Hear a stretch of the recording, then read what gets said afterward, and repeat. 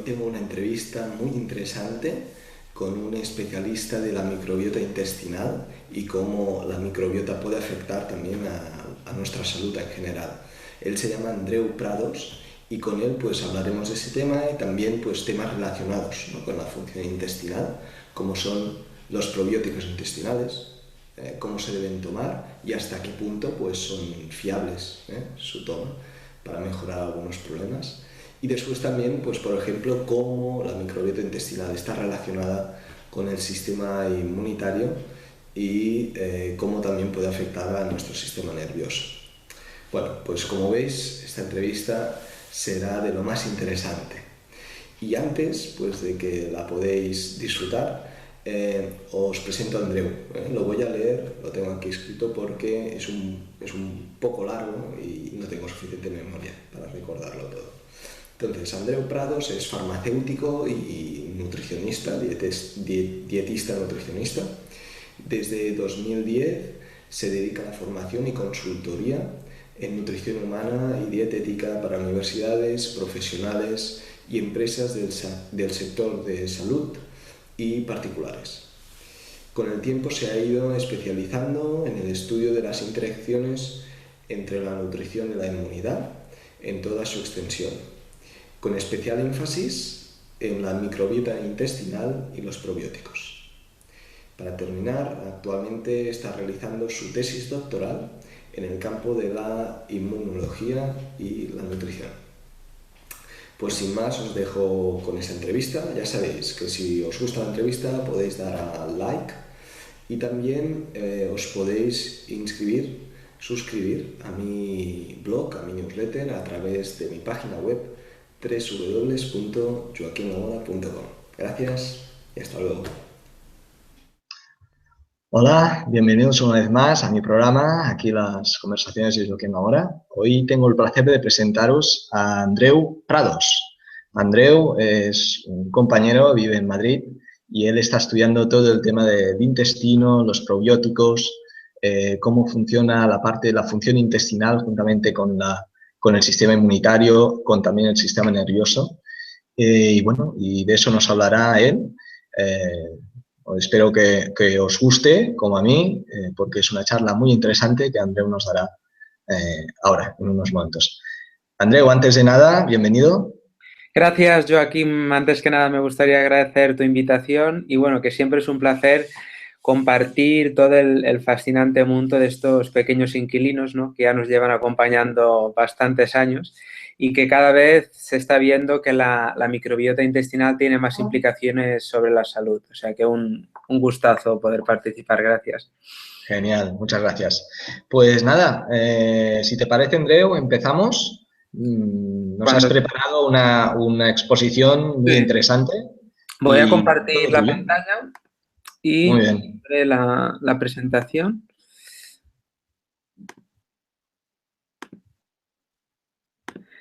En principio la tendríais que ver. Genial, sí, ya la vemos. Perfecto. Entonces, bueno, la he titulado Microbiota intestinal, el órgano olvidado, porque realmente hasta hace muy poco teníamos estos pequeños inquilinos que antes también se llamaba flora o microflora y que estaba un poco allí dejada apartada y cada vez se está viendo que tiene más trascendencia en nuestra salud, ¿no? Entonces, bueno, me gustaría empezar un poco hablando que todo empieza en el intestino. Realmente muy pocas veces encontramos algún trastorno que no tenga algún vínculo directo o indirecto con nuestro intestino. ¿Y por qué es tan importante nuestro intestino, no? Antes que nada, tenemos que tener claro que el intestino tiene dos funciones principales, una de nutrición y una de defensa. La de nutrición, como todos sabréis, tiene que ver con todo lo que es la digestión y la asimilación de los nutrientes que contienen los alimentos. Básicamente se trabaja en el intestino delgado y es donde se absorbe la mayoría de nutrientes. Y entonces, ¿qué pasa? Que los alimentos pasan al colon o intestino grueso y en el intestino grueso permanecen de 2 hasta 3 días. Claro, hasta hace poco teníamos un poco el colon olvidado en el sentido que durante estos 2-3 días, ¿qué está pasando realmente allí, no? Y bueno, realmente, ¿qué pasa? Que básicamente las fibras vegetales, estos carbohidratos complejos que no hemos digerido antes en el tramo del intestino delgado, pues aquí están como incubando, por decirlo de alguna forma, durante estos 3 días. Y allí es donde está la microbiota y donde están actuando sobre estos sustratos y allí se producen una serie de interacciones que tendrán mucho que ver en nuestro estado de salud. Además, tendríamos que ver nuestro sistema digestivo como una superficie de intercambio entre todo lo que sucede en nuestro medio exterior, todo lo que nos rodea y todo lo que sucede dentro de nosotros, ¿no? Es una pequeña línea de defensa y es allí, en nuestro intestino, donde se localizan hasta un 80% de nuestras células inmunocompetentes, y es mucho, ¿no? De hecho, se ha llegado a decir que el intestino es nuestro segundo cerebro y realmente tiene el peso que se merece, ¿no? Entonces, bueno, he preparado la presentación para ir de más general a más específico y sí que me gustaría seguir adentrándonos ya en este fascinante universo que tenemos dentro de nuestro organismo, que realmente es un planeta, ¿no? Porque son hasta las últimas investigaciones, ya nos comentan que tenemos hasta 100 trillones de células que no son humanas. O sea, realmente bastante importante y sí que es cierto que la parte más estudiada de esta microbiota, de este conjunto de comunidades microbianas, sobre todo es a nivel del intestino. Como veis en esta imagen, que me gustó mucho porque es bastante visual, ¿no? Tenemos microbiota por toda la superficie corporal y también, si os fijáis, en todas aquellas cavidades que tienen un contacto con el exterior. Y con esto me refiero tanto a la boca como las fosas nasales, también el aparato respiratorio tendrían un poco de microbiota en la parte más externa y entonces también el aparato urogenital y el intestino, ¿vale? Y entonces sí que es cierto que nos hemos centrado mucho en avanzar con la microbiota intestinal, pero también se está empezando a hablar de la microbiota oral, aunque poco a poco iremos avanzando más en este campo.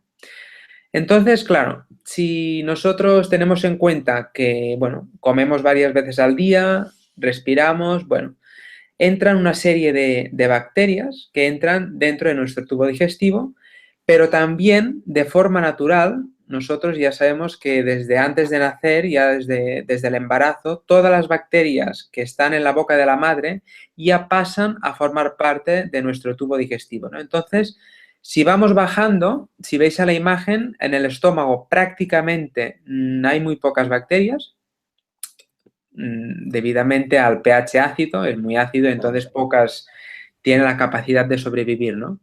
Entonces, si seguimos bajando en el duodeno, que sería el primer tramo del intestino delgado, es muy básico, de pH básico, y se encuentra expuesto a las sales biliares y a los jugos pancreáticos. Entonces, claro, si os fijáis, la concentración también es muy baja, ¿no?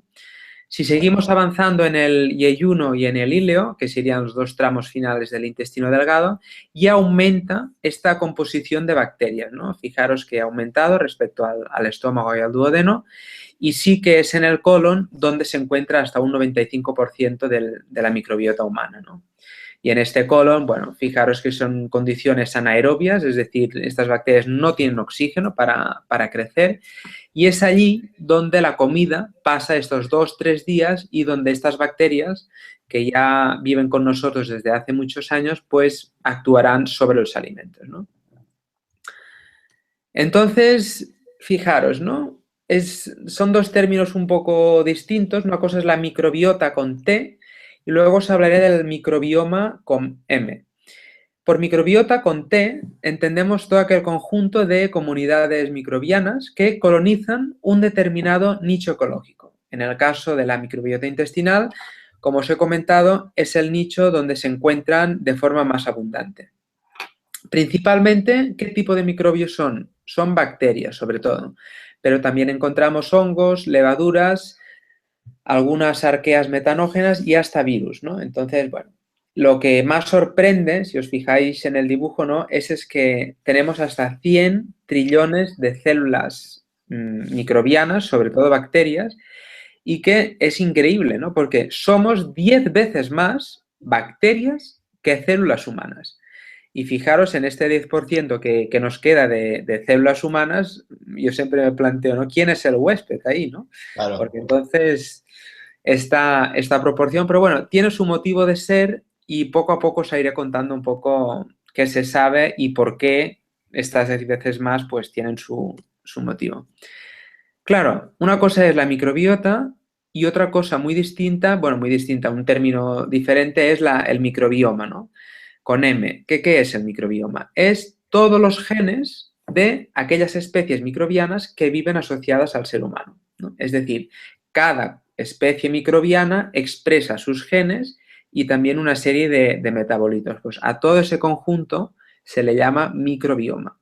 Y fijaros qué barbaridad si lo comparamos con los genes humanos. O sea, tenemos hasta 20 millones de genes microbianos y cuando se describió el genoma humano, bueno, hay catalogados hasta la última revisión que he leído unos 20.000 genes. Entonces, ya se habla en la literatura que este microbioma, este conjunto de genes que expresa la microbiota, supera hasta 100, 150 veces el genoma humano. Entonces, claro, esto pone de manifiesto que realmente tantos genes implican que se codifiquen muchísimas proteínas distintas y se han llegado a describir hasta 20.000 funciones biológicas distintas, ¿no? Que es increíble. Y esto es muy importante porque, claro, tiene mucho sentido hablar de una microbiota funcional en el sentido que podemos encontrar, por ejemplo, en la obesidad se está viendo que el paciente obeso tiene una microbiota muy distinta, ha perdido mucha diversidad y menos número de bacterias en comparación a una persona delgada. Pero claro, a lo mejor estas funciones biológicas de la microbiota no se ven alteradas, porque como tienen tantas funciones, es decir, ¿no? Se puede ver alterada la composición y a nivel de función es lo que nos tenemos que centrar, ¿no? Porque realmente es esta capacidad de manifestarse que la microbiota está alterada. Claro, entonces es importante la microbiota, cómo empezó todo, ¿no? Los primeros estudios, que aquí os adjunto este paper del 2001, que ya nos decían que se hicieron estudios con ratones y aquellos ratones que eran axénicos, es decir, que no tenían ningún germen en su interior, no tenían microbiota, fijaros cómo tenían menos peso corporal total y también menos peso de órganos vitales como pueden ser el corazón, el hígado y los pulmones, ¿no? Menos gasto cardíaco y menos consumo de oxígeno. Y fijaros que a pesar de ello, representaba que tenían más ingesta de comida, o sea, comían más a pesar de tener las demás funciones fisiológicas disminuidas. Por otro lado, a nivel del sistema inmune, fijaros que tenían unos ganglios linfáticos más atróficos, tenía un número de linfocitos más reducido. Los linfocitos son aquellas células del sistema inmune que se encargan, es un tipo de glóbulo blanco que está especializado en la respuesta inmunitaria. Y luego el nivel de anticuerpos o inmunoglobulinas en plasma también estaba muy disminuido. Todo ello conllevaba que tenían más susceptibilidad a infecciones, ¿no? Y claro, estos resultados a los autores les sugirió dos conclusiones y es que, claro, la microbiota está implicada tanto en la nutrición como en la inmunidad, ¿no? Y entonces, a partir de ahí, fijaros que antes os explicaba que las dos funciones del tubo digestivo son precisamente la nutrición y la defensa, ¿no? Es decir, las funciones de nuestro tracto gastrointestinal no solo dependen de las estructuras que tiene, del estómago, todas las mucosas y demás, sino que también esta microbiota está participando en las dos funciones principales del tubo digestivo, que son la nutrición y la inmunidad. Bien, claro. muy bien. Entonces, fijaros en esta imagen que representa el colon, ¿no? Ya nos centramos en el colon, que es el tramo del tracto gastrointestinal donde habitan más número de bacterias. Y claro, a nivel del colon proximal, es decir, el primer tramo del colon, el pH es bastante ácido y aquí sí que es cierto que llegan muchos sustratos del intestino delgado, ¿no? Es decir, llegan más sustratos del íleo, que es el último tramo del intestino delgado, y aquí se fermenta más debido a las acciones de la propia microbiota.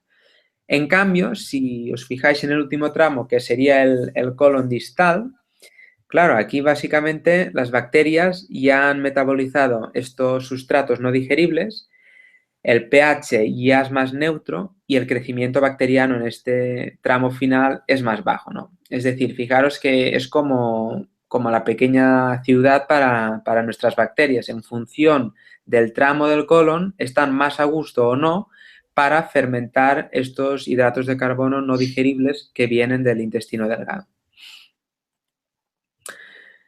Este gráfico es muy interesante y siempre me gusta compartirlo. Lo publicó el pediatra Jean-François Bach, que es un experto en alergias del Hospital Necker de Francia, de París, y muestra unos datos muy, muy relevantes, ¿no? Fijaros que es una foto, o sea, en este editorial de la revista se publicó una foto de la situación en Estados Unidos y en Europa de cómo están a nivel de las enfermedades, cómo han ido evolucionando, ¿no? Fijaros que en la segunda mitad del siglo XX disminuye mucho todo lo que tiene que ver con las enfermedades infecciosas, la hepatitis, la tuberculosis, la fiebre reumática. Y esto tiene sentido porque mejoran las condiciones de higiene, ¿no? Luego se instalan los programas de vacunación, los antibióticos, bueno, ¿no? Disminuyen muchas estas enfermedades infecciosas, pero claro, paralelamente, que aquí es lo sorprendente, claro, hemos eliminado estas enfermedades infecciosas, pero están aumentando cada vez más todas las enfermedades autoinmunes y las alergias, como puede ser el asma, la diabetes tipo 1, que como sabéis es una enfermedad autoinmune, la enfermedad de Crohn, que ya estamos diagnosticando en niños de 10 años y hay una prevalencia bastante alta, la esclerosis múltiple e incluso las depresiones, que se ha visto que la microbiota está interactuando allí con el sistema nervioso central, ¿no? Entonces, claro, estos datos fueron un poco, sirvieron de desencadenantes para decir, algo estamos haciendo mal porque estamos eliminando todas las enfermedades infecciosas, o prácticamente todas, al menos en Europa y Estados Unidos, pero paralelamente es una relación bastante clara que algo hemos estado haciendo mal, que claro, no solo hemos eliminado las bacterias patógenas, por decirlo de alguna manera, sino que también nos hemos cargado a las bacterias buenas y en consecuencia, fijaros este pico de enfermedades autoinmunes y alérgicas, ¿no? Es un hecho para reflexionar y yo creo que, a ver, los datos son hasta el año 2000, pero que actualmente siguen aumentando, ¿no? Por tanto, aquí hay algún problema. Esta microbiota tiene mucho que decir. Está en el intestino, ¿no? Está allí conviviendo con nosotros desde antes que llegáramos, ya desde antes que empezó la existencia del ser humano, ellos ya estaban allí. Y básicamente las he agrupado las funciones en tres bloques, que serían las estructurales por un lado, las metabólicas y las protectoras. Las estructurales, fijaros que implican mucho al sistema inmune. Es decir, las bacterias cooperan con nosotros y nos defienden de posibles agresores a través de, aquí pone un mecanismo en la figura, que sería a través de secretar más inmunoglobulina A, que es un tipo de anticuerpo que se encuentra en las mucosas y, bueno, pues potencian la síntesis de este anticuerpo y esto nos defiende de los agentes patógenos. Por otro lado, que quizás sean de las más estudiadas, sean las funciones metabólicas, que claro, aquí fijaros que no, lo que comemos tiene un efecto sobre la microbiota, pero ella actúa sobre lo que comemos y fabrica, por ejemplo, sustratos como son los ácidos grasos de cadena corta, que seguramente habréis oído alguna vez, y que realmente son muy buenos estos ácidos grasos de cadena corta, porque por un lado disminuyen el pH de la luz del intestino. ¿Esto qué hace? Que las bacterias patógenas no estén a gusto para proliferar, ¿no? Y por otro lado, algún ácido graso de cadena corta como el butirato sirve de sustrato energético para las células del intestino. Entonces tienen una doble función. Fijaros también la vitamina K. La vitamina K en parte está fabricada por la microbiota, ¿no? Y la vitamina K, como sabréis, está implicada en la coagulación de la sangre, ¿no? Es muy curioso que un hecho como puede ser la coagulación de la sangre, ¿no? Si tiramos un poco del hilo, detrás está implicada la microbiota. Y también la asimilación de algunos iones como el magnesio el calcio y el hierro, que sí que es cierto que la microbiota está ayudando a que los asimilamos mejor. Y por último, fijaros en las funciones protectoras, que básicamente es muy visual. Cuantas más bacterias buenas haya tapizando esta luz del intestino, menos posibilidades daremos a las bacterias malas que se adhieran y que nos perjudican, ¿no? Entonces, estas tres funciones básicas. Y a continuación os añado otra que luego os hablaré más adelante y es muy interesante porque, claro, no solo es lógico pensar que si la microbiota habita en nuestro intestino, se implicará sobre todo en las funciones que tengan que ver con el intestino, ¿no? Pero va más allá.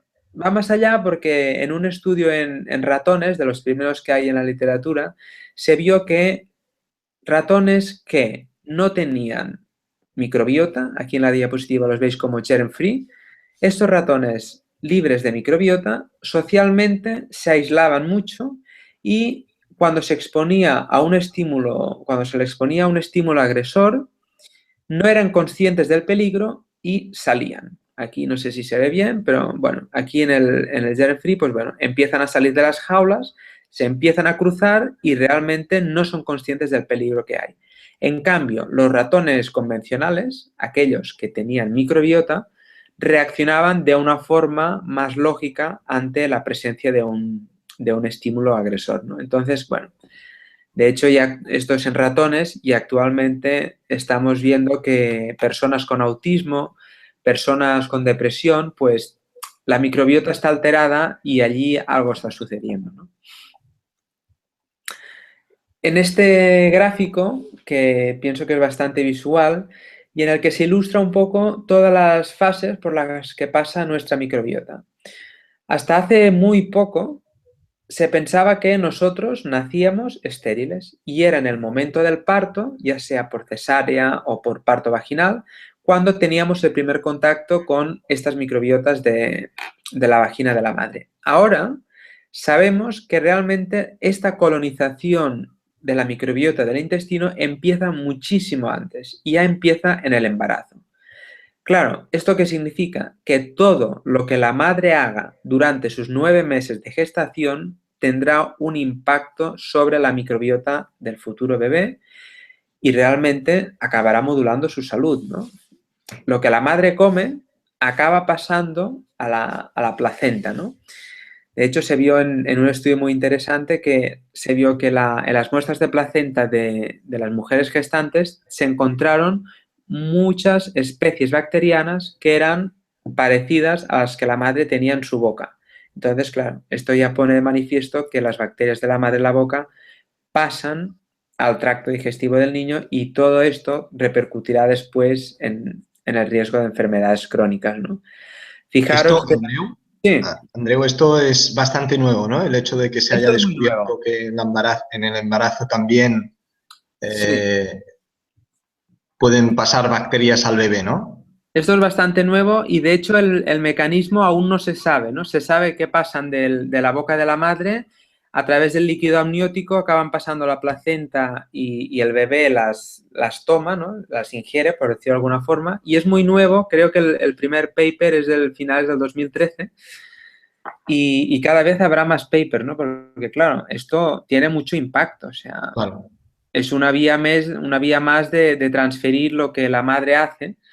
De hecho, también hay un estudio que dice que en función del estrés que tiene la madre, que lo midieron por el cortisol, pues este estrés de la madre, un niño que provenga de una madre que, bueno, pues que tiene bastante estrés, come mal, ¿no? Tiene conductas sedentarias, pues todo esto afecta a la microbiota. O sea, es decir, la microbiota es como podríamos decir que es un marcador muy sensible que la tenemos ahí y que ante cualquier cambio, ya sea de la madre gestante o luego cuando el niño crezca de su entorno, detecta mucho estos cambios del entorno, ¿no? Y es por esto que conviene ya que, incluso antes de que la madre se quede embarazada, ¿no?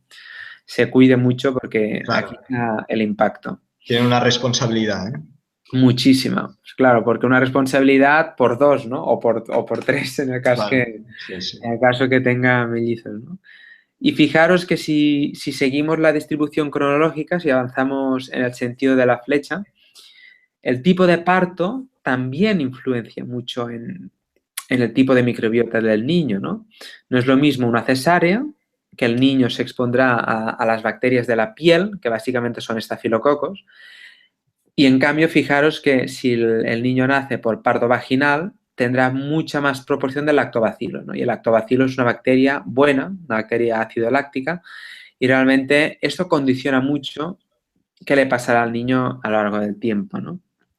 El tipo de alimentación, fijaros que no es lo mismo que un niño reciba lactancia materna que reciba fórmula, no es lo mismo, ¿vale? La leche materna es un alimento único en su especie y realmente es un seguro de salud tanto para el bebé como para la madre, ¿no?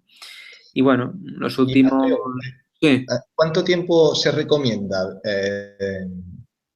tomar leche materna? pues es una muy buena pregunta, Joaquín, porque realmente se tendría que hacer difusión, ¿no?, de este tema.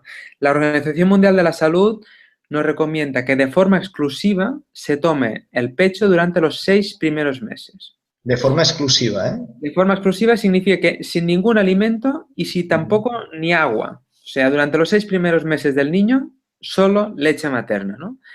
Entonces, ¿qué pasa a partir de estos 6 meses? Pues que hasta los 2 años incluso, la Organización Mundial de la Salud recomienda seguir con la lactancia materna. Entonces, claro, ya irá complementaria con poco a poco los diferentes alimentos que se irán ofreciendo al bebé, ¿no? Y ya, entonces, yo pienso que es muy sensato decir que hasta que la madre y el niño quieran, ¿no? Entonces, bueno, es un alimento único y que crea un vínculo muy especial y que, bueno, a nivel del sistema inmune, el niño que ha recibido lactancia materna está protegido de muchísimos trastornos. Se está viendo que la celiaquía, la obesidad, entre otras, son enfermedades que realmente tienen menos posibilidad de desarrollarse si el niño ha recibido durante mucho tiempo lactancia materna, ¿no? Es decir, a más tiempo de lactancia materna, el niño estaría más protegido. Y esto es muy interesante que se difunda bien, ¿no? Muy bien. Entonces, fijaros también que los antibióticos, estos antibióticos que se toman tanto, o sea, está muy bien que los antibióticos se pueden tomar siempre y cuando se haga un uso racional, ¿no? No podemos tomar antibióticos de forma indiscriminada o no tomarlos bien, porque muchas veces se toman y, bueno, uno se empieza a sentir bien y para el tratamiento, ¿no? Pues bueno, estos tratamientos con antibióticos destruyen totalmente nuestra microbiota, ¿no? Yo hago la analogía, si comparamos nuestro intestino como un bosque, imaginaros, las bacterias irían a los árboles, entonces, claro, te tomas un antibiótico y lo deja al bosque todo desierto, ¿no? Entonces, claro, los antibióticos dejan al intestino Claro, prácticamente estéril los antibióticos se deben tomar cuando toca, cuando pero toca. no abusar, ¿no? Exacto, no abusar y que muchas veces conviene que tengamos infecciones. O sea, también es un tema que no estamos acostumbrados, pero, por Claro. ejemplo, un cierto grado de fiebre, la fiebre es un mecanismo de nuestro sistema inmune innato para defenderse, ¿no? Esta fiebre, esta inflamación que es controlada en el tiempo, es bueno que esté presente, ¿no? Una cosa es que se dispare, pero realmente muchas veces no harían falta. Pero bueno, en todo caso, conviene seguir el consejo de un profesional sanitario y hacer un Ah. buen uso. En el caso que se tenga que tomar los antibióticos, hacer un buen uso de ellos. Y Porque cuando se toman antibióticos, ¿recomiendas también tomar probióticos? sí, es un tema que luego dedicaré una parte, pero es importante que incluso, si puede ser, lo ideal sería empezar una semana antes. Si tú ya sabes que te van a sacar una muela, por ejemplo, un caso bastante habitual en la consulta, si te sacan una muela, empezar una semana antes a tomarte probiótico cada día. Y a partir de esta semana, luego empiezas el antibiótico, lo compaginas, importante compaginar el antibiótico con el probiótico, pero separados un mínimo de 2 horas, porque si no, el antibiótico se cargaría las bacterias del probiótico.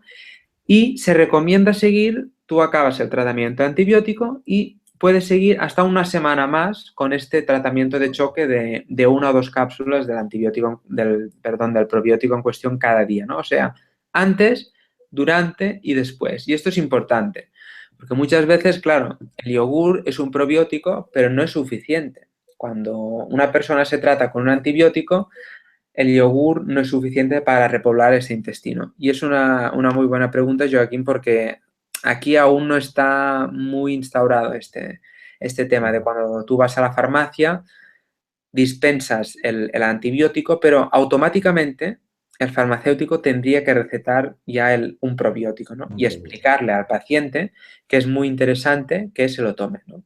Al menos durante y después. Idealmente, ya te digo, antes, durante y después, ¿no? Muy bien. Luego ya veremos un poco más detalle qué tipo de probióticos hay y que, bueno, que tampoco no todos sirven, ¿no?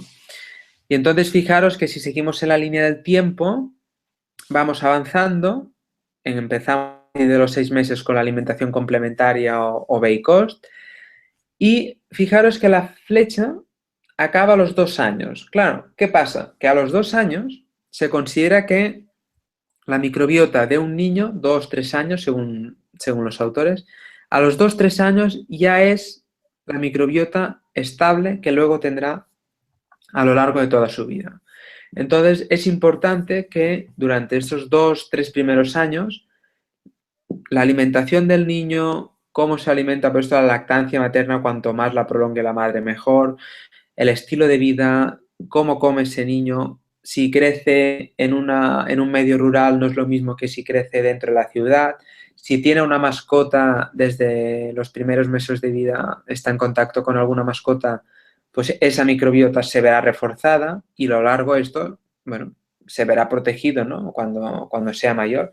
Por tanto, claro, todo esto es muy interesante porque hay estudios, ¿no? Hay estudios que estudian todos estos factores, ¿no? Incluso hace poco leí uno que decía que aquellas casas que utilizan el lavaplatos, pues bueno, los niños que viven en esta casa tienen más alergias que los niños que viven en una casa donde se lavan los platos a mano, ¿no? Y esto tiene sentido, porque la temperatura de un lavaplatos es muy alta si la comparamos con la temperatura que podemos tener con el agua caliente del grifo, ¿no?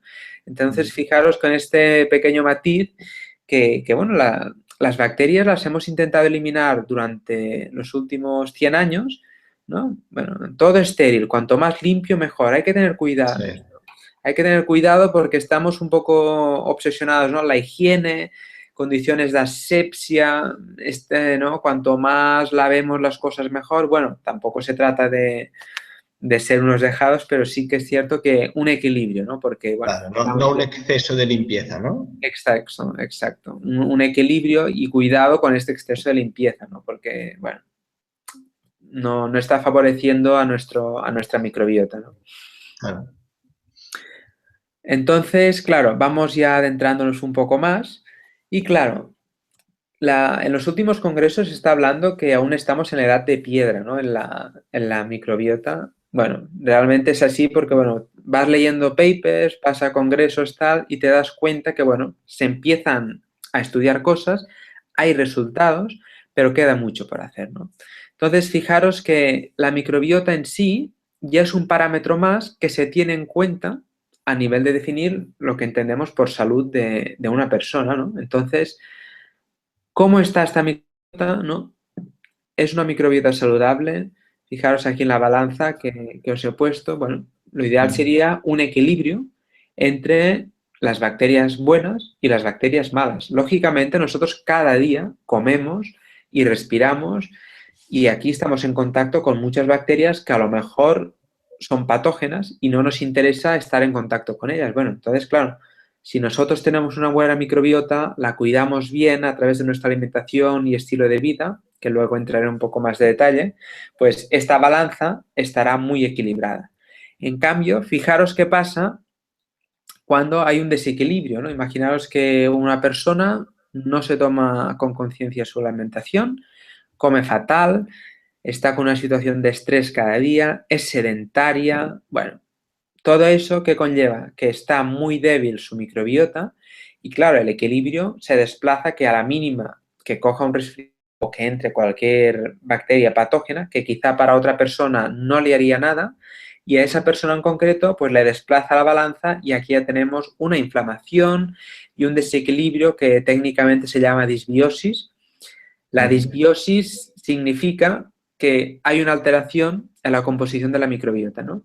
Y entonces, cuidado, porque, bueno, cada vez más se irá viendo. De hecho, antes cuando estaba en consulta, yo pedía muchas veces analítica de heces, ¿no? O sea, es importante saber qué le pasa a esa persona. Muchas veces el origen de un problema de salud puede estar en el intestino y estaría bien tenerlo en cuenta y a partir de ahí empezar a ver de qué forma podemos actuar sobre el intestino para mejorar la salud de nuestro paciente. Muy bien.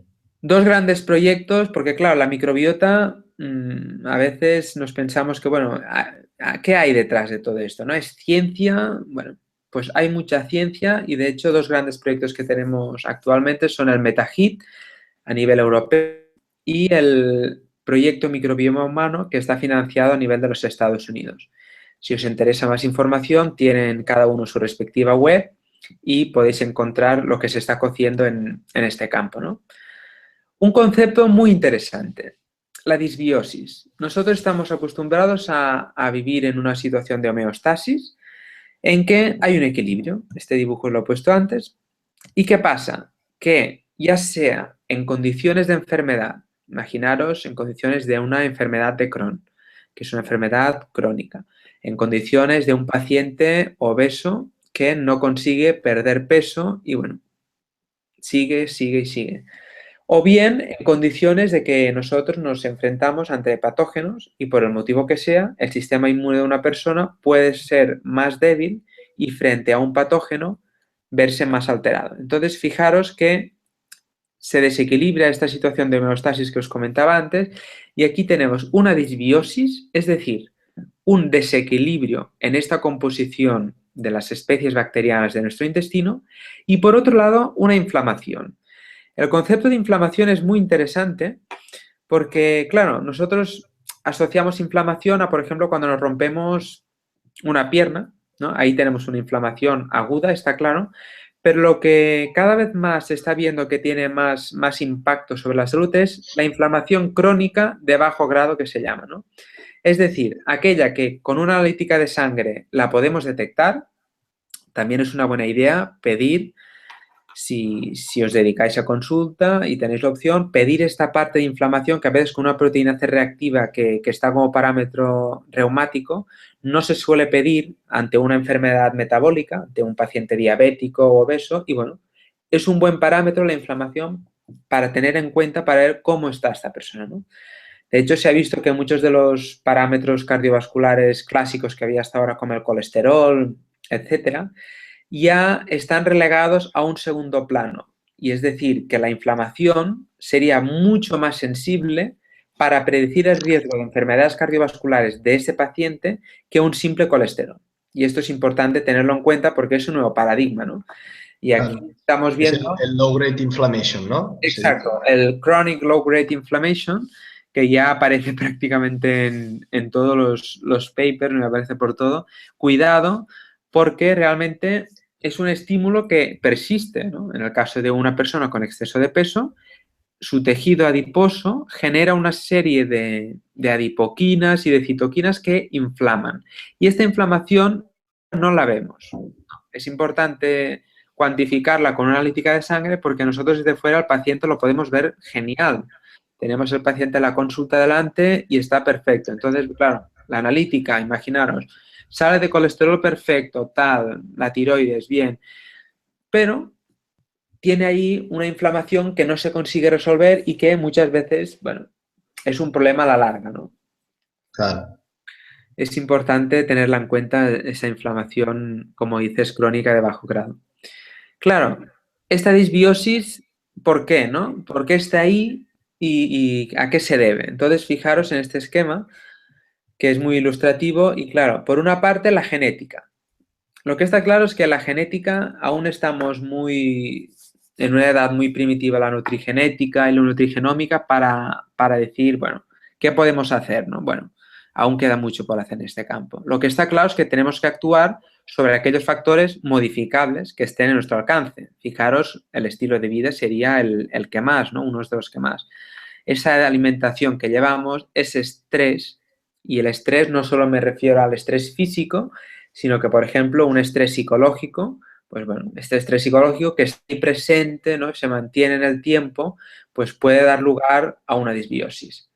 Fijaros también esa colonización de la microbiota temprana, que es lo que os comentaba antes, pues bueno, en función de cómo nace el niño, en función de si la madre está medicalizada durante el parto, todo eso altera la microbiota del niño.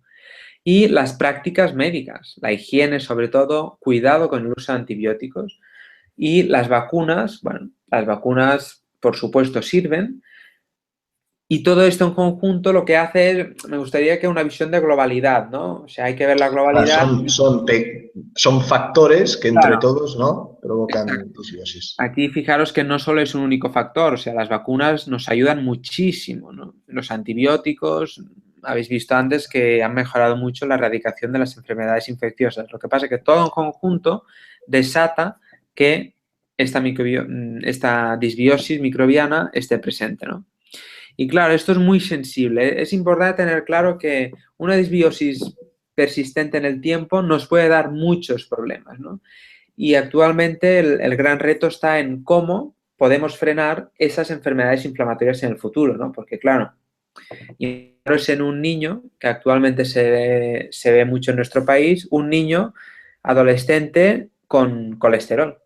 Entonces, eso es un problema porque realmente ese colesterol ya está acompañado de una inflamación de bajo grado y si además el niño tiene exceso de peso, se suman una serie de factores que ahí hay que actuar, ¿no? Porque estamos hipotecando a las generaciones futuras.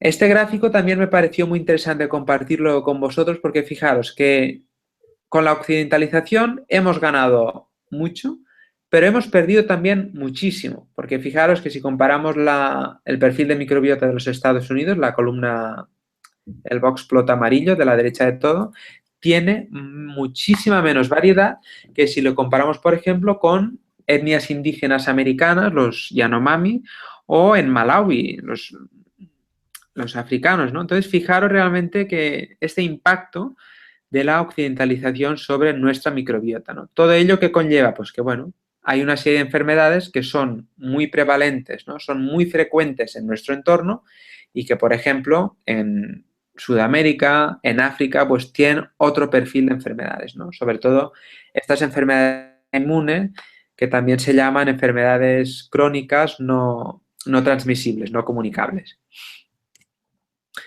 Este gráfico simplemente pretende mostrar que la microbiota estamos ante un paradigma, un escenario que es enorme y tiene una trascendencia en muchísimos aspectos de nuestra salud.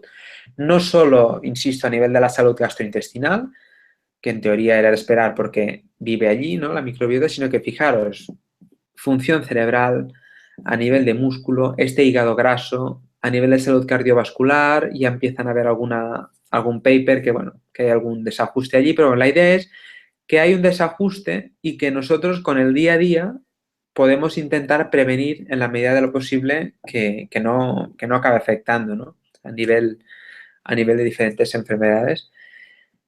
Aquí os presento varias enfermedades que está muy claro ya, y ahí os he puesto la cita bibliográfica, de que están alteradas la microbiota. Fijaros que desde un eczema atópico, es curioso, ¿no? Dices, ¿cómo puede ser en un paciente que tiene problemas de piel o una alergia alimentaria? Bueno, la microbiota está alterada ahí.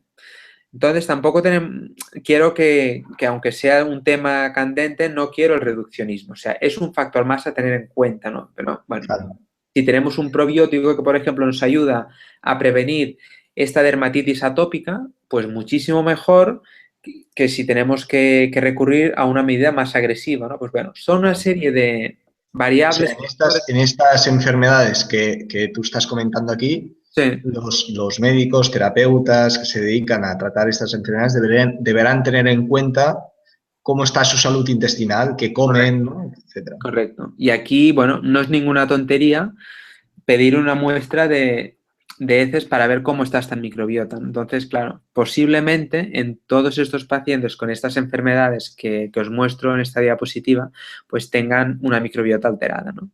Y claro, yo voy leyendo y tal y no deja de sorprenderme porque claro, que un autismo, ¿no? Que Claro. un autismo ya se esté viendo que la microbiota está alterada, pues bueno, es muy interesante, ¿no? Sí.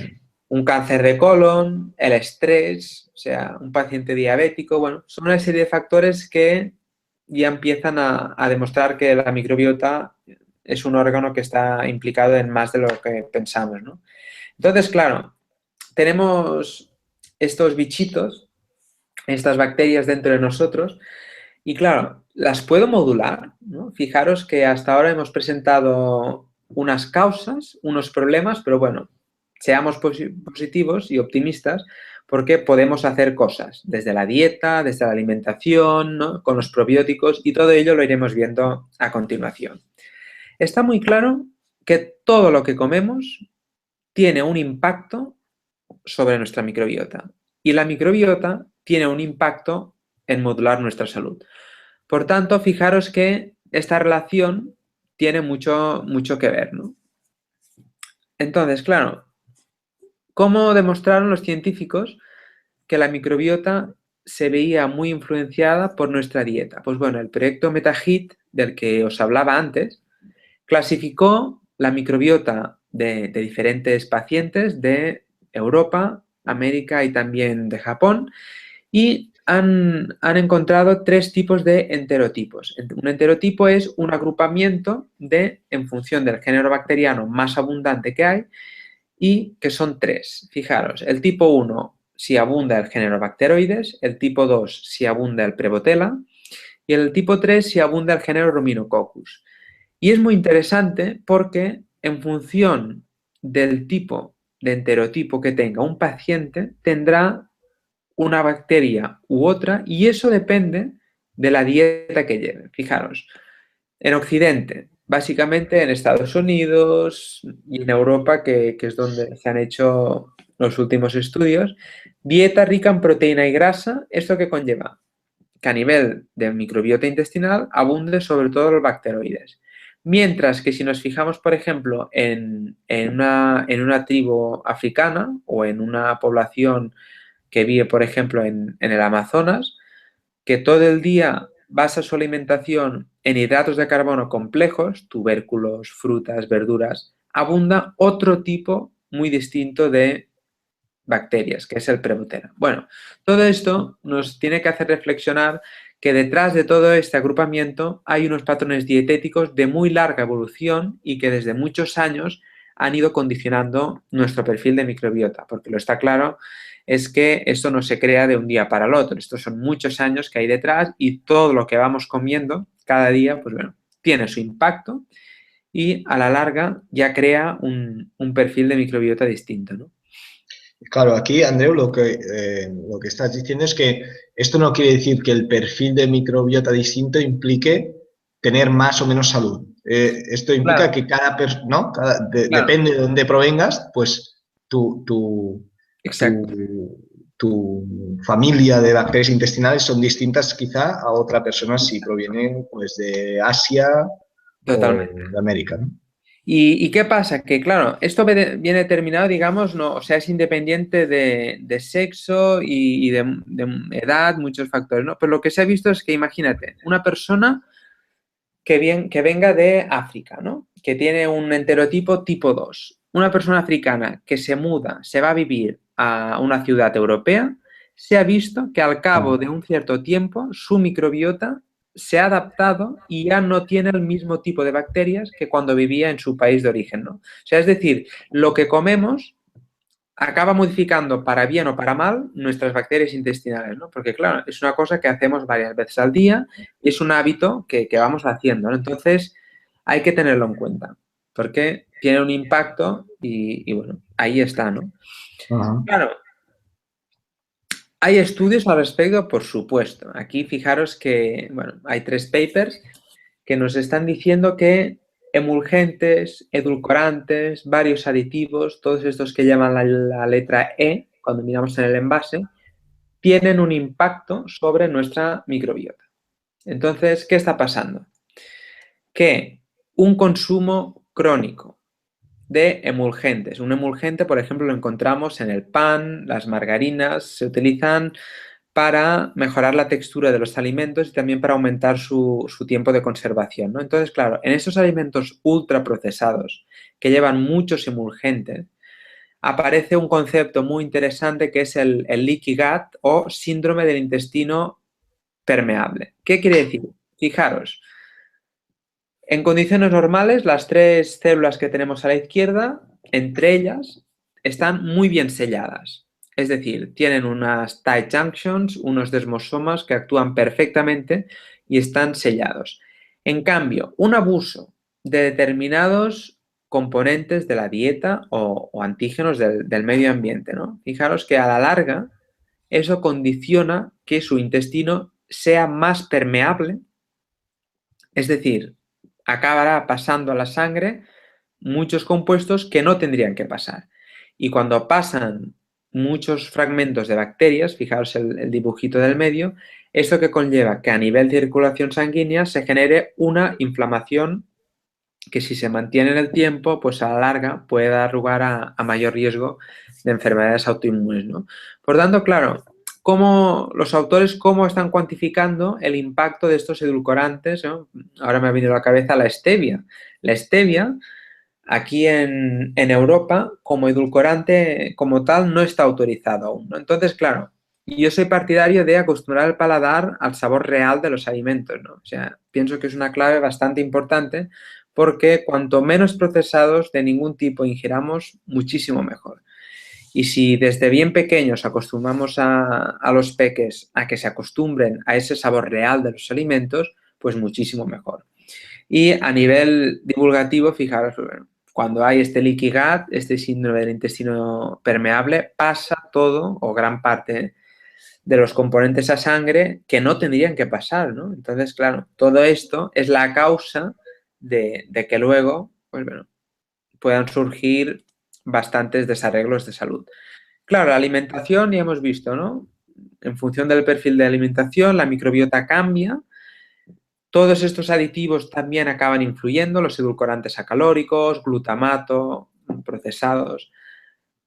Esto es la alimentación. ¿Qué pasa con el sedentarismo y la actividad física? Pues un paper muy chulo que se publicó en mayo de 2013 estudió la microbiota de un equipo de jugadores de rugby, ¿no? Y vio que en ese grupo el perfil de microbiota era mucho más diverso que si lo compararon con un grupo control de gente sedentaria que utilizaron en el estudio, ¿no?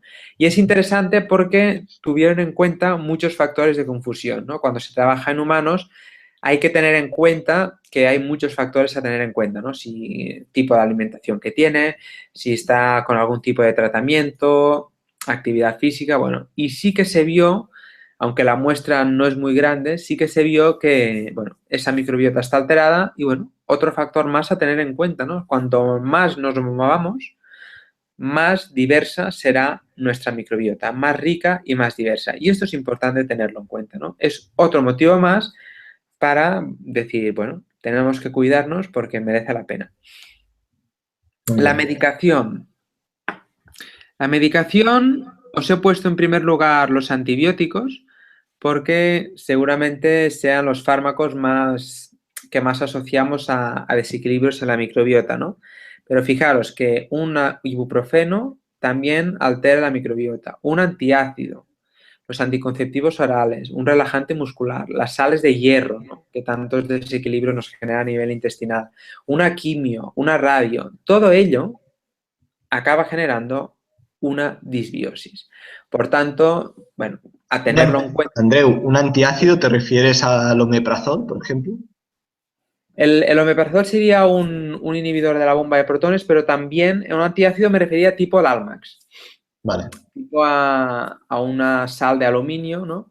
Pero sí que es cierto, y ahora que lo dices, el omeprazol no está aquí, pero también influye, ¿no? Por lo tanto, claro, ¿qué estoy diciendo? Que muchas veces estamos con enfermedades crónicas, ¿no? Enfermedades crónicas que requieren un tratamiento crónico y que, bueno, este tratamiento crónico tiene un impacto sobre esa microbiota, ¿no? Por tanto, bueno, Los más estudiados son los antibióticos, pero sí que es cierto que los demás grupos que os pongo, pues bueno, no es ninguna tontería, por ejemplo, que cada vez que hagamos un tratamiento con sales de hierro, ¿no? Pues bueno, tengamos en cuenta esta parte de la microbiota. Y aquí tenéis más. Bueno, esto que dices, Andreu, es importante, ¿no? Porque a veces tomamos como única opción de mejora o de tratamiento de alguna enfermedad o dolor crónico Sí. estos tipos de medicamentos que nos pueden servir, pero teniendo en cuenta que quizá el origen del problema no está ahí, quizá recae en mejorar la flora intestinal, ¿no?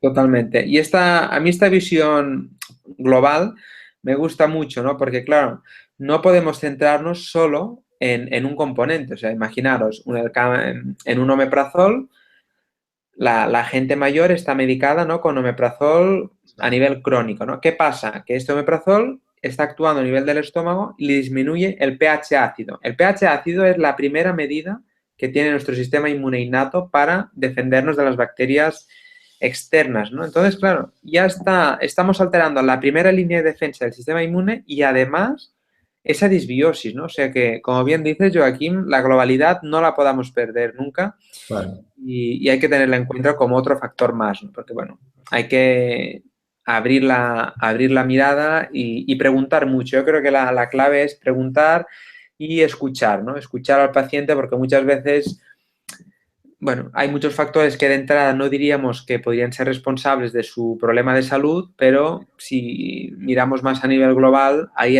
hay muchos factores desencadenantes, ¿no? Claro. Aquí os he puesto un gráfico porque, bueno, hay mucha ciencia detrás y fijaros que a nivel de Europa, pues el consumo de antibióticos es bastante alto, está en el medio, fijaros, ¿no? Y España vamos al lado. Pero es un estudio muy bueno en el que se vio que, bueno, realmente el consumo extrahospitalario, ¿no? Ya no en el hospital, fijaros cómo es bastante alto, ¿no? Y entonces, bueno, es una alarma a tener en cuenta. Aquí este otro, que es más reciente, del 2013. Claro, ¿qué pasa? Que nosotros tomamos antibióticos y si llega un punto que los estamos utilizando muchas veces sin criterio, me tomo mal, me encuentro mal, empiezo a tomar el antibiótico, no termino el tratamiento. Si no los estamos usando bien, fijaros que esta resistencia a los antibióticos ya está apareciendo en los genes de la microbiota intestinal, ¿no? Y España, que aquí aparece de color rojo, pues a nivel de los test de la microbiota intestinal que salieron positivos, pues vamos en primer lugar, ¿no? Entonces, bueno, a tenerlo en cuenta este uso de antibióticos, cómo los estamos utilizando y siempre que sea posible intentar evitarlos, ¿no? Minimizar al máximo y cuando los usamos, pues hacer un buen uso, el uso racional y siempre bajo prescripción médica. Claro. Y después también quizá también la toma de antibióticos que hacemos a través de los alimentos, ¿no? De carnes. Sí. En este sentido, creo haber leído hace ya unas semanas de Sí. algún artículo al respecto, ¿no? Que también ingerimos muchos antibióticos a través sobre todo de carnes, ¿no? De animales que se les dan antibióticos para que no tengan infecciones Claro. y así, bueno, poder ser vendidos, ¿no? De hecho, claro, estos antibióticos, a ver, la microbiota es muy sensible y bueno, estará afectando, ¿no? Y por lo Claro, tanto todo suma, ¿no? Y aquí fijaros lo que os comentaba antes. Un paciente con antibióticos ya es que, sin dudarlo, o sea, ya los americanos que están un poco más avanzados en este tema, ya no dudan que hay que prescribir un probiótico a la par cuando estamos con un tratamiento antibiótico, ¿no?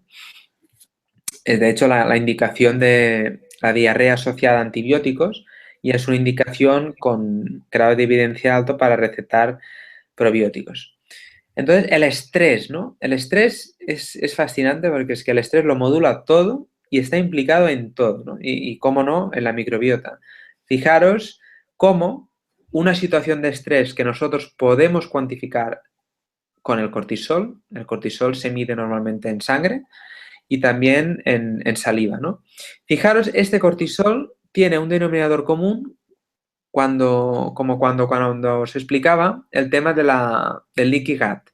Fijaros que a más nivel de cortisol, más estrés y esta permeabilidad intestinal está aumentada, ¿no? Entonces, hay que tener en cuenta que es otro factor más a tener en cuenta. Y aquí los probióticos aparecen en este esquema. ¿Y qué significa? Pues que en ciertas situaciones de estrés, por ejemplo, a nivel de... Hay dos modelos de estrés psicológico. En el caso de un estudio había con estudiantes que se sometieron al estrés de los exámenes, ¿no? Que es un tipo de estrés psicológico, y luego al estrés de las anoréxicas.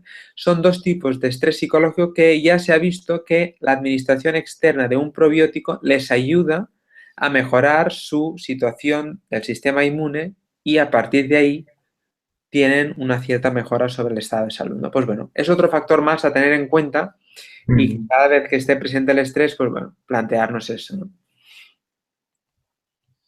Muy bien. Ato el estrés al sistema, al eje microbiota intestino-cerebro, que realmente el gut-brain axis, que bueno, cada vez se está viendo más que todo lo que pasa a nuestro cerebro, una depresión, ¿no? Imaginaros un autismo, tiene una repercusión sobre nuestro intestino. Y si tiene una repercusión sobre nuestro intestino, la microbiota estará alterada. Y fijaros que las flechas van en ambos sentidos. Es una comunicación siempre bidireccional. He hablado que lo que pasa al cerebro, ¿no? Tiene una repercusión sobre el intestino, pero al revés también, ¿no? Imaginaros un paciente con estreñimiento, un estreñimiento crónico que no se soluciona, pues bueno, puede ser que tenga, por ejemplo, más migrañas, que tenga, por ejemplo, más dolores de cabeza, y aquí está implicado este eje que, sin entrar más en detalle, es un sistema de comunicación a través de varios neurotransmisores. Pero aquí este comportamiento, ¿no? O sea, que nuestro comportamiento esté afectado por todo lo que pasa a nuestro intestino, pues es muy interesante, ¿no? Porque muchas veces no somos conscientes, bueno, me voy a comer un día a un fast food, ¿no? ¿Y qué pasa? Pues bueno, pues esto tiene consecuencias. De hecho, no sé si os ha pasado, pero cuando te tomas según qué tipo de comida, luego no te sientes igual que si te tomas la comida que supuestamente debería ser no basada en básicamente productos de origen vegetal. Pues Claro. esa comida y luego lo notas, ¿no? Sí. Porque, Y da un poco de miedo, ¿eh, Andreu? sí, Esto de cierto. hasta qué punto puede influir nuestra función, nuestro microbioma a Sí. nivel de conducta, Es a nivel de increíble. estado de ánimo. Es increíble porque desde emociones hasta el estrés, ¿no? Y fijaros que va en los dos sentidos. Y bueno, a partir de ahí yo creo que es un campo que aún se tiene que explorar más, ¿no? Entonces, claro, nosotros hemos hablado de alimentación, estilo de vida, estrés. Bueno, tenemos una solución ante estos problemas, ¿no? Imaginaos, tenemos una disbiosis, lo más lógico que sería pensar, decir, bueno, podemos restaurar este equilibrio con, por ejemplo, un probiótico, que sería administrar las bacterias beneficiosas para que lleguen al intestino y ejerzan su efecto. Pues bueno, sí que podemos. Y una de las alternativas son los probióticos, que los probióticos, ¿qué serían? Microorganismos vivos que cuando se suministran en una cantidad adecuada, esto es importantísimo, porque la cantidad determinará que sea probiótico o no, ¿no? Cantidad y realmente que ejerza un beneficio en la salud del hospedador.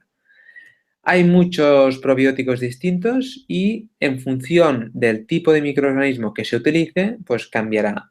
Fijaros que la mayoría de especies bacterianas que se utilizan actualmente para hacer los probióticos pertenecen a Lactobacillus y Bifidobacterium.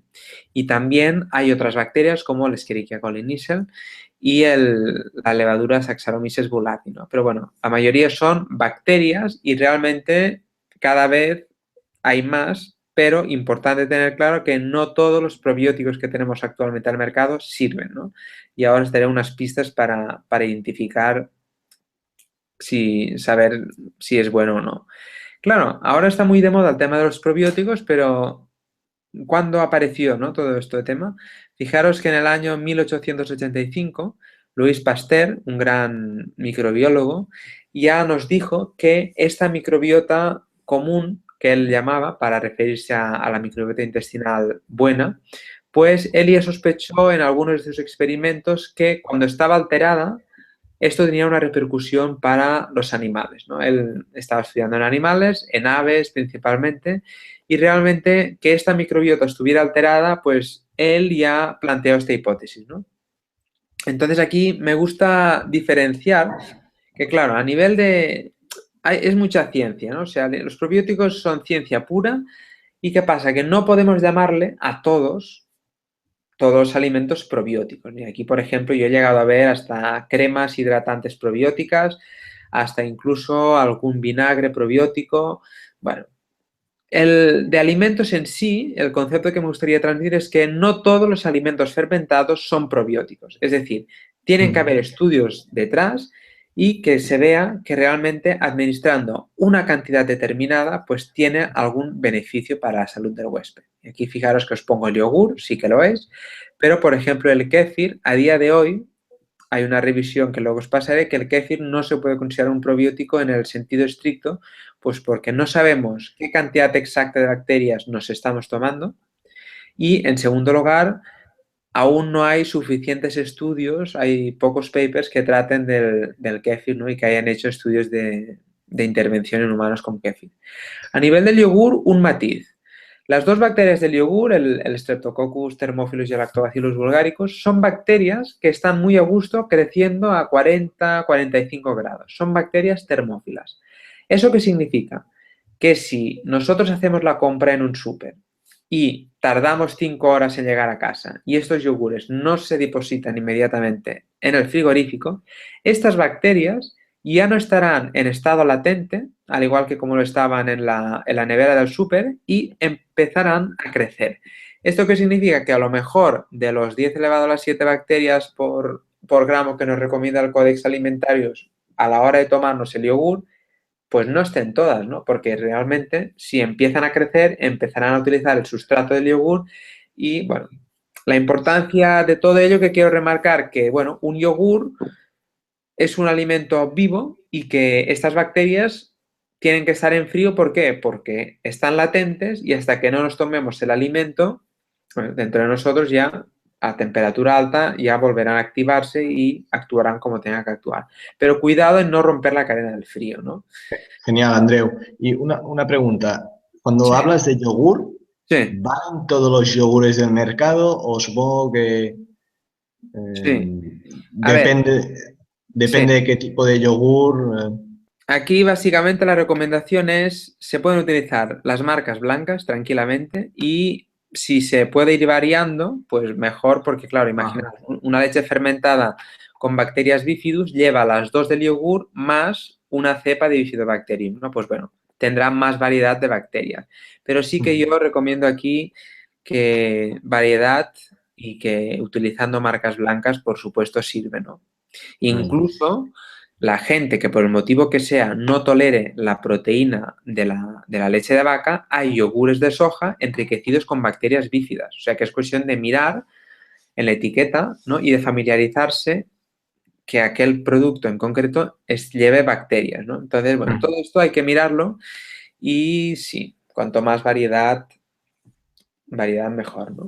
¿Y el chucrut? ¿El chucrut también estaría en Claro, el en el chucrut. cuadro de la derecha, Claro, quizá? os lo he puesto a la derecha porque sí que es cierto que es un alimento fermentado, pero como para considerarse probiótico tienen que tener cuantificado exactamente la cantidad de bacterias que hay y si realmente aporta algún beneficio para la salud del huésped, como no se ha hecho aún, Claro, digamos, entonces, claro, no le pueden llamar no se probiótico. sabe. Claro.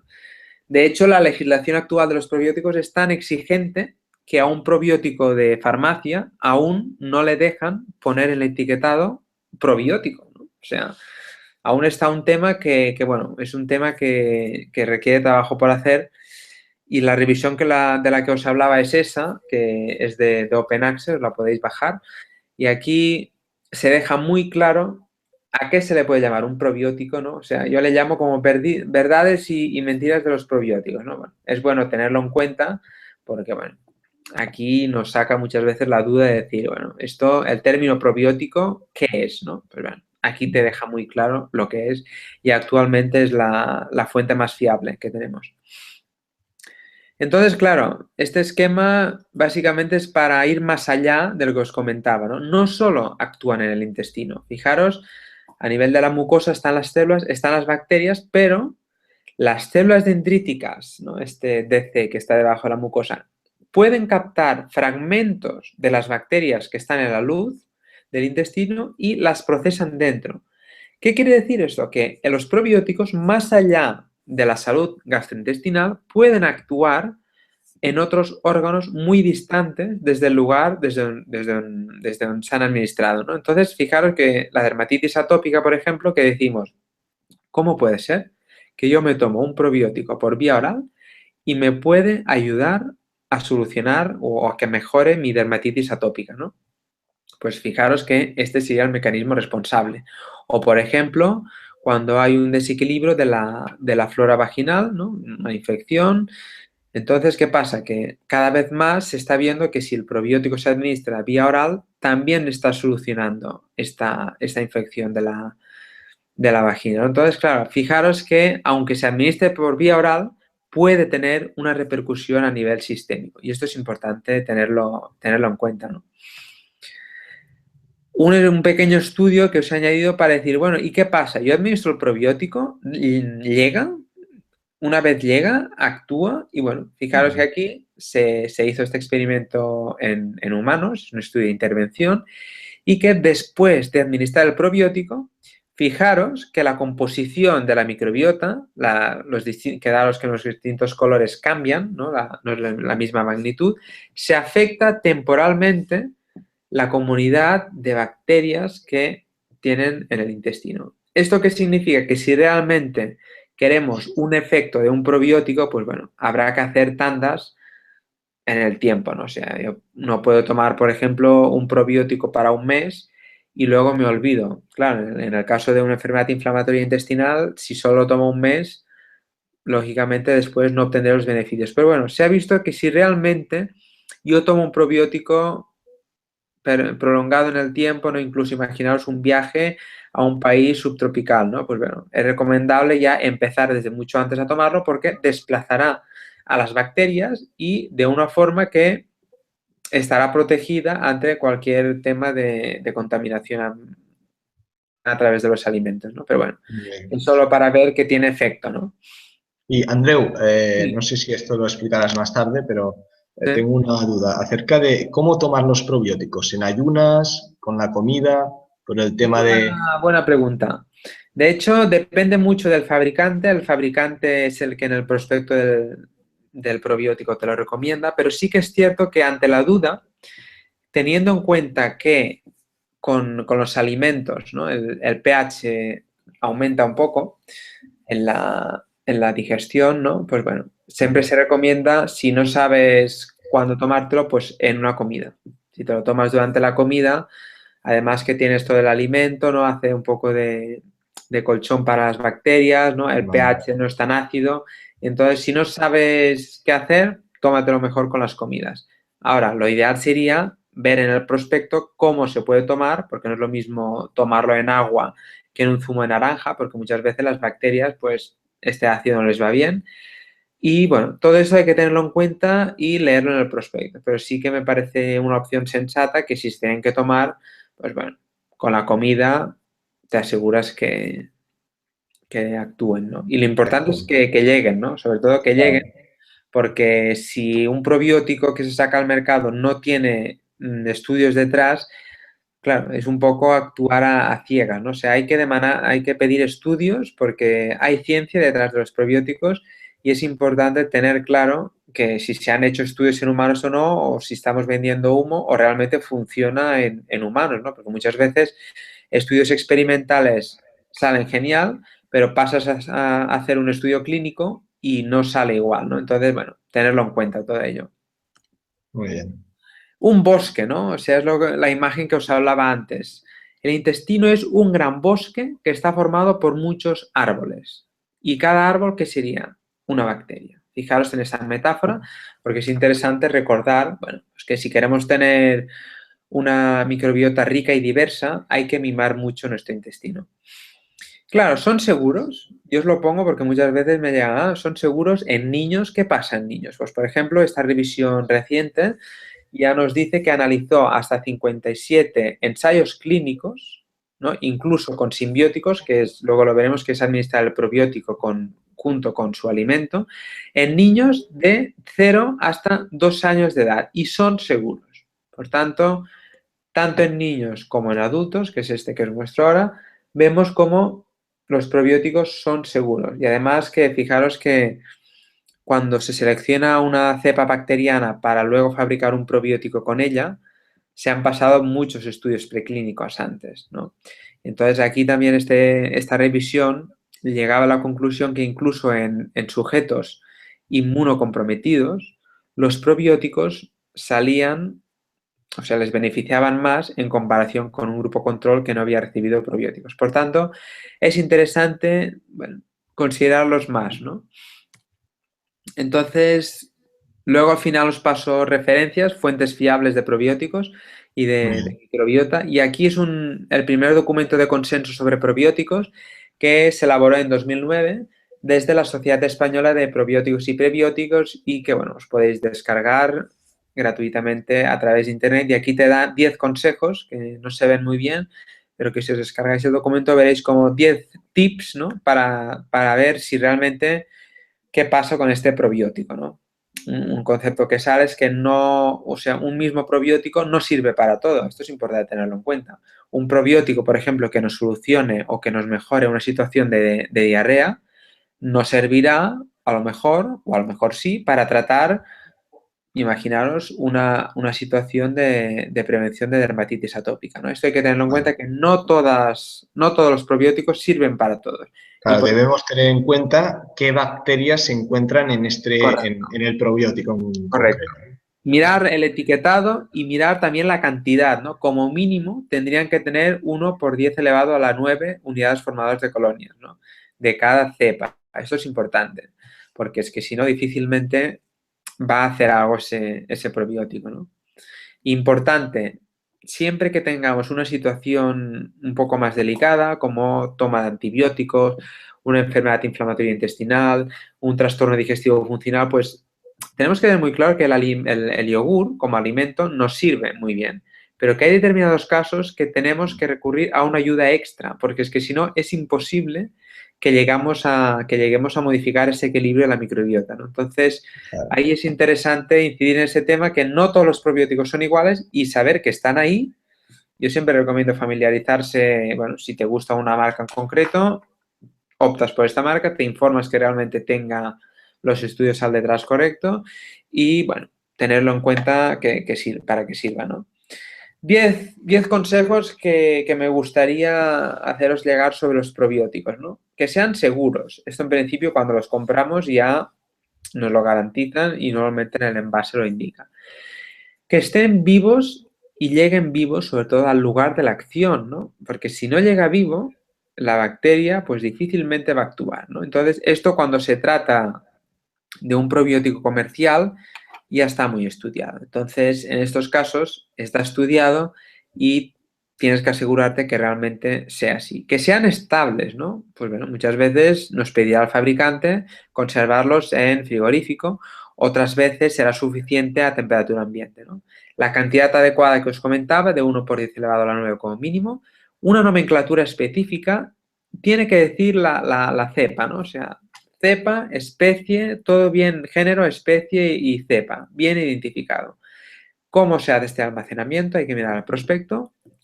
¿Qué efectos beneficiosos? Lo que os comentaba, una cepa puede tener un efecto beneficioso para una determinada indicación, pero en cambio puede que no sirva para otra. Y todo eso se debe reflejar en el etiquetado, ¿no? Por otro lado están los probióticos y el prebiótico. El prebiótico viene antes. ¿Y el prebiótico qué sería? El alimento del probiótico. Es decir, oficialmente se define como aquel ingrediente no digerible que afecta beneficiosamente a través de estimular el crecimiento o la actividad de aquellas bacterias beneficiosas, ¿no? A nivel práctico, tomar verdura, legumbre, fruta, ya tenemos prebióticos allí, ¿no? Entonces, claro, hay que tener en cuenta también que, claro, imaginaos, si solo damos probióticos, pero no tomamos fruta ni verdura en nuestra alimentación, pues bueno, estas bacterias tienen que comer, ¿no? Si no tienen su sustrato de la fruta y la verdura, pasarán a degradar otros sustratos y que no sería lo más recomendable, ¿no?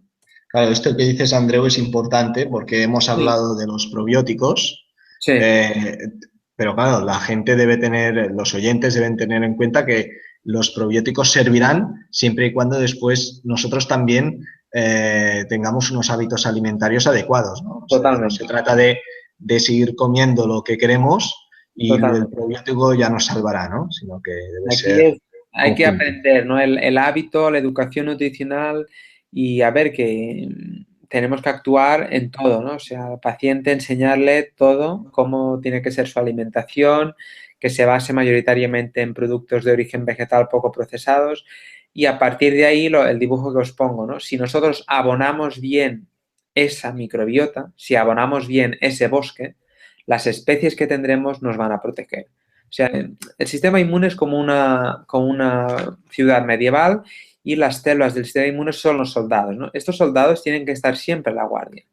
Entonces, ¿qué mejor forma que cuidar nuestro intestino? Porque es una primera barrera de defensa que está ahí y que está actuando de forma importante.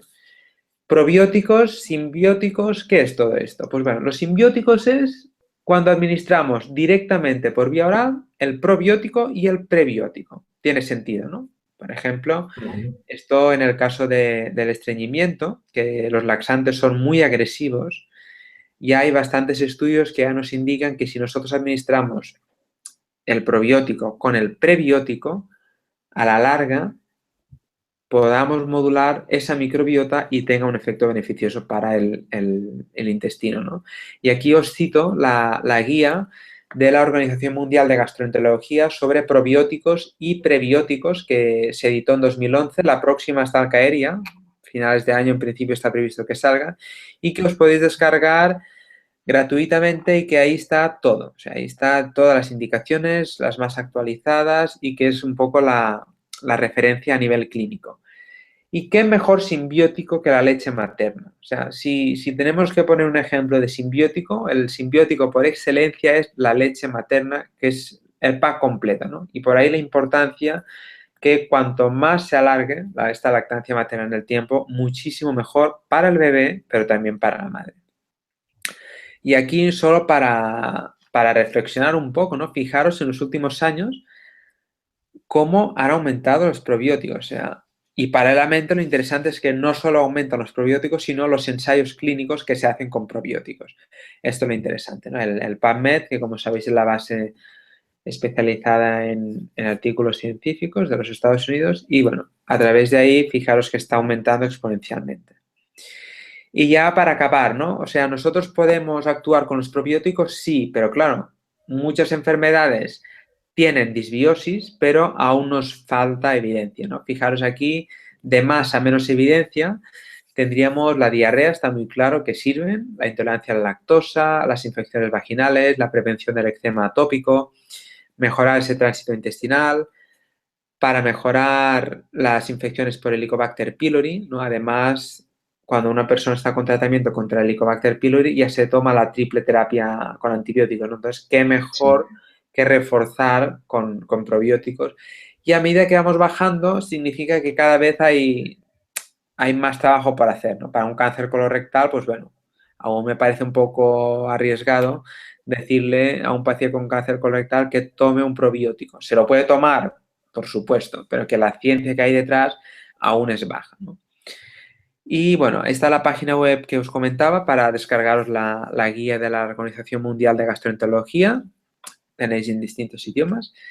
Y a nivel de evidencia, como sabéis, existen muy distintos grados de evidencia y no todos significa lo mismo, ¿no? Un grado de evidencia A significa que a nivel de práctica clínica se recomienda. Si es de grado B, significa que solo es favorable. Y si es de grado C, significa que la recomendación no es concluyente. Entonces, a nivel de probióticos, ¿qué tenemos? 3 grados de evidencia y un poco os he puesto de forma resumida las indicaciones. A nivel de grado A, o sea, el nivel más alto, tenemos 2 tipos de evidencias. Por un lado, ¿no?, el tratamiento de mala absorción de la lactosa, esas diarreas infantiles agudas, la prevención de la diarrea asociada al uso de antibióticos y también a nivel infantil, ¿no? Sobre todo importante que los niños son seguros estos probióticos. Y también la prevención de la reservoritis o la pouchitis y también mantener esta remisión y la prevención del eczema atópico. Y en un grado de evidencia no tan fuerte tenemos el resto, ¿no? Desde el mantenimiento de la remisión de la colitis ulcerosa, la prevención de la sepsis y un poco más indicaciones, ¿no? Y aquí también es otra historia, ¿no? Que en un estudio no haya salido estadísticamente significativo no significa que a nivel clínico no sea relevante. O sea, aquí entramos en un terreno que, a ver, la ciencia nos dice una cosa, pero que no haya un paper publicado para una indicación de un determinado probiótico no significa que no le será útil a un paciente, ¿no? Si nosotros consideramos la globalidad y planteamos un análisis de la microbiota y posiblemente tiene un desajuste, pues se puede valorar este probiótico, ¿no? O sea, que hay que tener un poco la mente abierta y estudiar la globalidad del problema, ¿no? Cuando has dicho lo de la causa, este es el camino que hay que seguir, ¿no? Porque si solo nos centramos en los síntomas, es difícil llegar a solucionar un problema. Claro, sí, sí. Y aquí, para acabar, esta es la última diapo que había preparado. Este equilibrio entre salud y enfermedad influye en muchísimas cosas. La microbiota es uno de ellos. Yo insisto, no quiero hacer un reduccionismo, es decir, cuidando la microbiota ya lo tendremos, sino que fijaros que todo lo que hace la madre durante el embarazo tiene un efecto sobre la microbiota. Cómo es la alimentación del niño, recibe leche, recibe fórmula artificial, dónde ha nacido el niño, cómo crece, dónde crece, ¿no? Cómo se está haciendo la introducción de los alimentos sólidos, si se compagina con la leche materna hasta que la madre y el niño quieran. Luego, en edad adulta, cómo se alimenta este niño. Recordad que a los 2-3 años se estabiliza esta microbiota, pero que con la alimentación podemos hacer mucho, ¿no? El estrés es importantísimo, tanto el psicológico como el físico. Los fármacos, no solo los antibióticos, sino otros que hemos ido mencionando a lo largo de la presentación. Y la actividad física y el sedentarismo. No se puede despreciar. Todo esto en globalidad está modulando la microbiota, ¿no? Está modulando esta inflamación de bajo grado que está ahí y que es otro mecanismo más a tener en cuenta, ¿no? Y que, bueno, es como un puzzle. Si tenemos en cuenta varias veces, posiblemente con la microbiota teniéndola en cuenta podremos ayudar a más pacientes porque es otra pieza más. Y bueno, espero que os haya gustado. Quiero terminar con fuentes de información adicional que son de las que me nutro yo, básicamente. La web de la Sociedad Española de Probióticos y Prebióticos.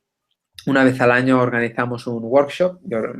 Vamos cambiando la ciudad, os recomiendo ir porque, bueno, se presenta lo más top, ¿no?, de este campo.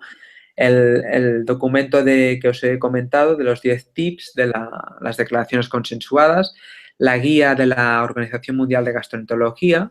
Luego también a raíz del Día Mundial de la Salud Digestiva en mayo de 2014 salió esta pequeña guía de un libro de mano de microbios intestinales. El ILSI sacó a nivel de Bruselas esta pequeña guía de divulgación sobre microbiota. Todo esto lo podéis descargar de forma gratuita. Y a nivel de páginas web tenéis el Gut Microbiota Watch, que aquí se presenta lo que se está haciendo, ¿no?, en todo este campo. Yogurting Nutrition también. Y luego, si os interesa profundizar más y os metéis en el probiótico.com, pues bueno, a nivel de profesionales de la salud ofrecen un curso muy bueno que se dedica básicamente a ahondar el manejo de los probióticos tanto en edad pediátrica como en edad adulta. Por mi parte, eso es todo y si en algún momento os puedo echar una mano con alguna consulta, yo encantado. Así que por mi parte, muchas gracias. Muy bien, Andreu. Genial. Felicidades por esta charla, por esta exposición que nos has hecho.